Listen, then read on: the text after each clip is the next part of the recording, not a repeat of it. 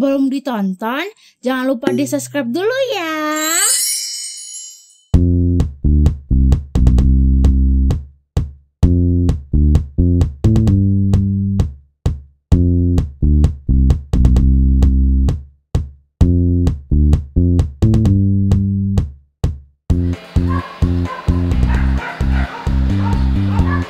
Nasya sekarang berada di Kota Payakumbuh, Sumatera Barat.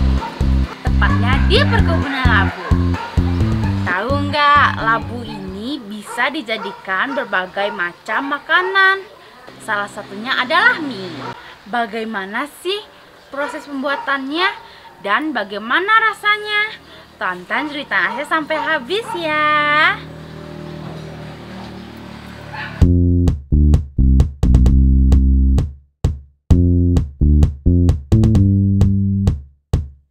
Inilah lokasi agrowisata Labu yang berada di Kisah Egor Cafe Payakumbuh. Keren kan? Di sini selain dapat menikmati mie labu, kita juga bisa memetik langsung labu dan foto-foto karena spotnya instagramable banget. Wah, ada kupu-kupu seperti di taman gitu. Penasaran deh mau makan mie labu di kebun ini. Tapi kita ngobrol dulu yuk sama pembuatnya. Nasya sekarang bersama Pak Mosir yang membuat olahan mie dari labu. Pak, apa sih Pak kelebihan mie labu ini?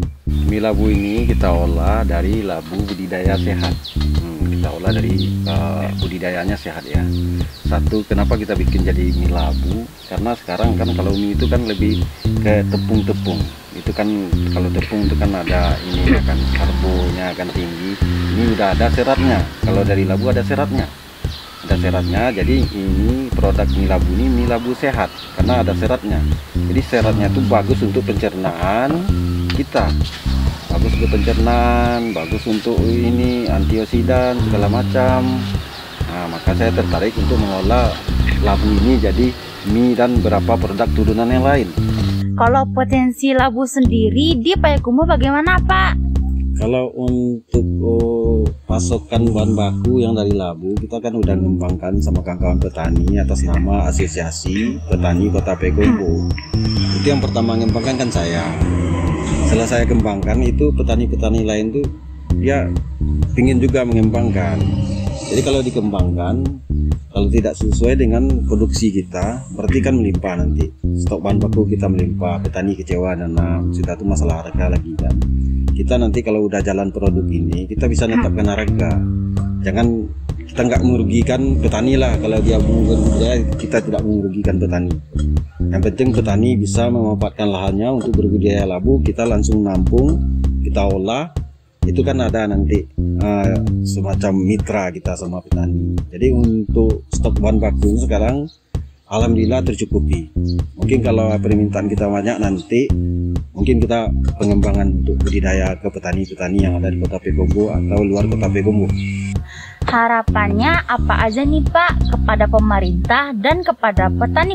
Support lah, karena yang saya angkat ini menjadi ikon produk makanan olahan satu-satunya di Sumatera, bukan Sumatera Barat, Sumatera.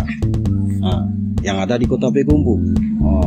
Jadi pemerintah, harapan saya untuk pemerintah, bagaimana nanti orang masuk Sumatera Barat tahu dengan olahan produk labu madu. Jadi saya akan bikin nanti di produk-produk saya itu akan saya bikin ikon-ikon wisatanya. Ya kalau untuk petani, saya kan juga ini praktisi petani ya. Saya juga ketua kelompok tani dan ketua pengurus asosiasi petani Kota Payakumbuh. Jadi saya lihat petani-petani yang ada di Kota Payakumbuh dan petani yang ada di Kota Payakumbuh itu kan bermacam-macam yang ditanamnya. Jadi kalau saya lihat, kalau udah untuk pasar itu kan baru pasar tradisional.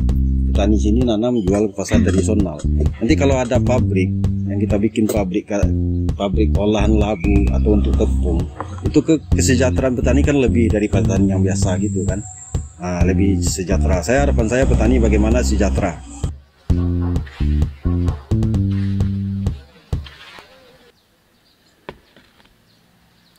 Nah, ini dia mie labunya dan juga jus labu. Kita coba yuk seperti apa rasanya.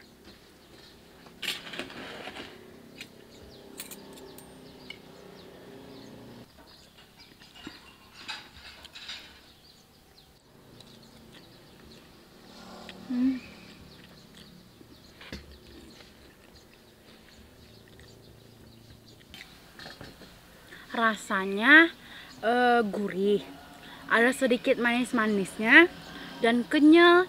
Sepertinya mudah dicerna karena ada serat-seratnya.